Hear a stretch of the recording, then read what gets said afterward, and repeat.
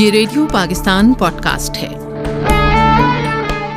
موسیقی کا استعمال غلط ہے یا موسیقی کو ہی حرام قرار دے دیا گیا ہے؟ موسیقی جو ہے نا، اس کو اگر دیکھا جائے تو یہ قرآن میں اس طرح کی کوئی آیات نہیں ہے کہ اس کے حوالے سے اس سلاسل کے اندر بھی یہ چیزیں اس طرح دف کی صورت کے اندر جب ایک طرف سے اس کو بجایا جائے اور بالخصوص محفل کا جو ذوق ہے وہ اسی طرح دوبالا رہے اور جو آپ کو اللہ اور اس کے رسول کی یاد سے غافل نہ کرے تو پھر یہ اس کے لیے حرام نہیں ہے۔ امید واسق ہے کہ آپ کا غنچۂ دل خوشیوں سے شاداب ہوگا۔ آزاد کشمیر ریڈیو مظفر آباد FM 93 میگا ہرٹز کی آج کی پوڈ کاسٹ کے ساتھ میں ہوں آپ کا میزبان سائم خان راست۔ آزاد کشمیر ریڈیو مظفر آباد نے ایک سلسلے کا آغاز کیا ہے، یعنی پوڈ کاسٹ کا آغاز کیا ہے۔ اس سلسلے میں مختلف پہلوؤں پر بات ہوگی، مختلف شخصیات کو پروگرام میں مدعو کیا جائے گا اور ہر طرح کے موضوعات پر بات چیت کی جائے گی۔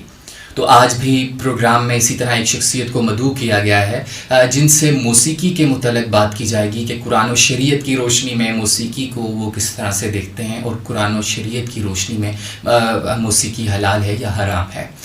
تو آپ ہمیں اب دیکھ بھی سکتے ہیں۔ اس سلسلے کے متعلق اگر کوئی رائے دینا چاہتے ہیں تو آپ کامنٹ باکس میں رائے بھی دے سکتے ہیں۔ تو آپ کی پسندیدہ شخصیات کو بھی ہم پروگرام میں مدعو کر سکتے ہیں، تو آپ وہ بھی ہمیں ضرور بتائیے اور کس موضوع پر بات کی جائے آپ اپنی آراء سے ضرور نوازیے اور آپ کی جو رائے ہوگی اس کو ترجیح دی جائے گی۔ تو اسی حوالے سے آگے بڑھتے ہیں۔ تو آج کی جو ہماری شخصیت ہیں، آپ ریڈیو براڈ کاسٹر بھی ہیں، آپ خطیب ہیں، عالم دین ہیں اور ساتھ ہی ساتھ آپ ٹی وی اینکر بھی ہیں۔ میری مراد سید سخاوت رضا گیلانی صاحب، آپ کا پروگرام میں خیر مقدم کرتا ہوں۔ بہت بہت شکریہ جو آپ نے وقت دیا آج۔ جی بہت بہت شکریہ، بلکہ آپ کا انتہائی شکر گزار ہوں آزاد کشمیر ریڈیو مظفر آباد کا کہ بڑا اہم موضوع ہے، اس کے اوپر آپ نے مجھے یہاں پہ مدعو کیا۔ موسیقی کے متعلق آپ شرعی دلائل کس طرح سے دینا چاہتے ہیں قرآن و حدیث کی روشنی میں؟ قرآن مجید کے اندر کچھ چیزیں ایسی ہیں کہ جن کو باقاعدہ آیات کے ذریعے منع کر دیا ہے، کچھ ایسی ہیں ان کو منع نہیں کیا گیا۔ اگر دیکھا جائے یہ موسیقی جو ہے نا، اس کو اگر دیکھا جائے تو یہ قرآن میں اس طرح کی کوئی آیات نہیں ہے کہ اس کے حوالے سے، لیکن ہاں اس سے ریلیٹڈ جو چیزیں ہیں، جس طرح کہ قرآن مجید کی سورہ لقمان کے اندر یہ آتا ہے کہ وَمِنَ النَّاسِ مَن يَشْتَرِي اللَّهَ وَالْحَدِيثِ لِيُضِلَّ عَن سَبِيلِ اللَّهِ بِغَيْرِ عِلْمٍ وَيَتَّخِذَهَا هُزُوًا أُولَٰئِكَ لَهُمْ عَذَابٌ مُّبِينٌ۔ تو اس کے لیے بھی یہ ہے کہ وہ لوگ کہ جنہوں نے یہ لاہ و لہب کے جو آلات ہیں یا ان کو خریدا یا اس طرح کی کچھ چیزیں خریدیں تو ان کے لیے، اور پھر یہ ہے کہ اور بالخصوص جب چونکہ اس وقت یہ ہوتا تھا کہ کفار کے دور میں جب یہ خریدے بھی جاتے تھے، ساتھ ساتھ یہ ہوتا تھا کہ جب قرآن پڑھا جاتا تھا تو پھر یہ کیا کرتے اس کا ٹھٹھا مذاق کرتے تھے۔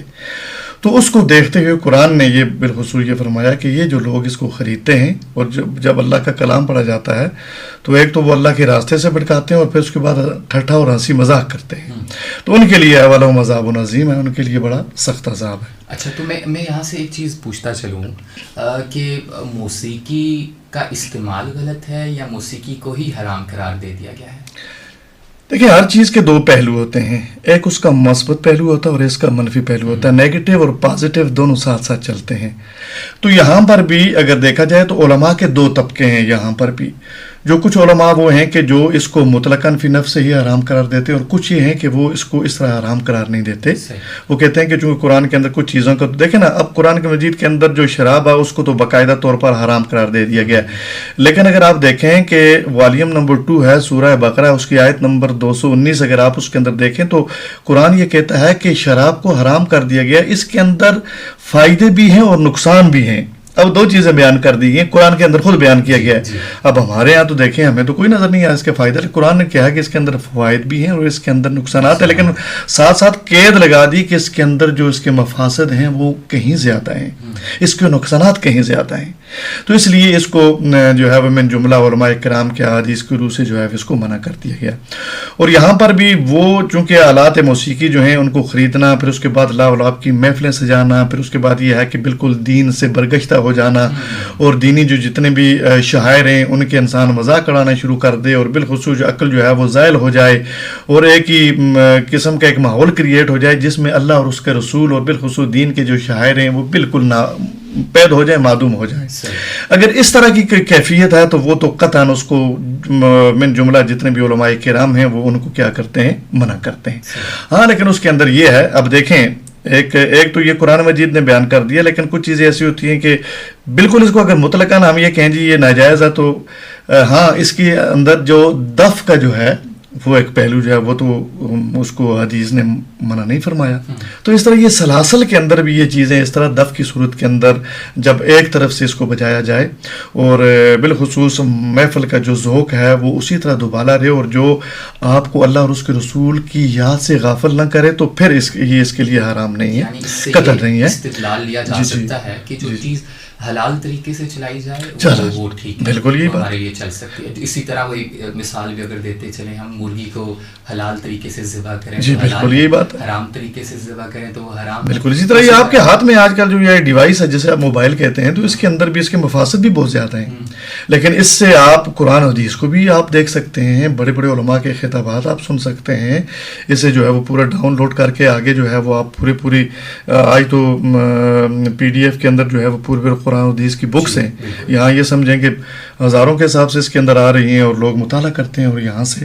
تو لہٰذا ہر چیز کے دو پہلو ہوتے ہیں، اس کا نیگیٹو اور پازیٹیو. اگر اس کو مثبت لے کے چلا جائے، پازیٹیو لے کے چلا جائے، اور بالخصوص اللہ اور اس کے رسول کی وہ یاد سے برگشتہ نہ کرے، تو پھر جو ہے وہ اس حد تک تو اس کو کچھ اس کا جواز کچھ علماء نے، جو ہمارے علماء ہیں، انہوں نے اس کو جائز قرار دیا ہے. اچھا، ایک رائے اور دی جاتی ہے کہ ہر جگہ پر جہاں پر ترنم ہو وہاں پر موسیقی ہے. جی جی. تو قرآن مجید کے حوالے سے بھی آپ بتائیے، جو ہم تلاوت کرتے ہیں اس میں بھی کہیں نہ کہیں جو موسیقی کا پہلو ہمیں نظر آتا ہے. چونکہ اب دیکھیں قرآن مجید کو تو ویسے بھی فرمایا کہ قرآن مجید کو خوبصورت انداز کے وقت دیکھیں نا اندر پڑھو، ٹھیک ہے ٹھیک ہے. اب اس کے لیے دو پہلو ہیں، ایک تو یہ فرمایا کہ اس کے جب وہ پڑھا جائے تو توجہ سے سنا کرو اور خاموش رہا کرو، تاکہ تمہارا لعلکم ترحمون، تاکہ تمہارے اوپر رحم کیا جائے. خود بہت سارے ایسے صحابہ کرام تھے جو قرآن مجید کو خوبصورت انداز کے ساتھ، لے کے ساتھ، سر کے ساتھ، اور بہترین قواعد اور تجوید کی وہ ضوابط کے ساتھ جو ہے نا پورا رموز اوقاف جو ہے وہ ان کی رعایت کرتے ہوئے جب وہ پڑھتے تھے تو آپ اکثر ان کو پاس بٹھا کر ان سے سنا کرتے تھے. تو اس لیے اگر قرآن کو دیکھیں نا ترنم کے ساتھ پڑھا جاتا ہے، خوبصورت انداز کے ساتھ پڑھا جاتا ہے. تو آخر میں ایک سوال آپ سے جی ضرور. مجھے بتائیے کہ اگر دین واقعی فطرت کا نام ہے جی تو ہمارے ہاں اسے موسیقی کو پھر کیوں برا سمجھا جاتا ہے؟ آپ کیا رائے دینا چاہتے ہیں تمام دیکھنے والوں کو، سننے والوں کو؟ کیا موسیقی کسی حد تک ہم سن سکتے ہیں؟ دیکھیں میں نے پہلے عرض کیا کہ اگر یہ ساری رعایت جو اس کے اندر رکھی گئی ہے اگر اس کا پاس رکھا جائے، دیکھیں لکھنے والا لکھتا کیا ہے، پڑھنے والا پڑھتا کیا ہے، اور جس طرح آج اس کے اوپر جو ہے وہ ناچ گانے ہماری مائیں بہنیں بیٹیاں بلکہ یہاں تک کہ جو ہمارے نوجوان ہیں وہ اس کے اوپر رقص جو ہے وہ سرود کی محفل طرب کی محفلیں سجتی ہیں، بڑا ہوتا ہے، اور یہاں تک کہ اس کے اندر جو ہے وہ پھر لاہ و لاب کے جو ہے وہ سارے جتنے بھی مظاہر ہیں وہ اس کے اندر جو ہے وہ سارے ان کو لایا جاتا ہے. تو ایسی محفل ایسی موسیقی سے تو منع کیا گیا ہے.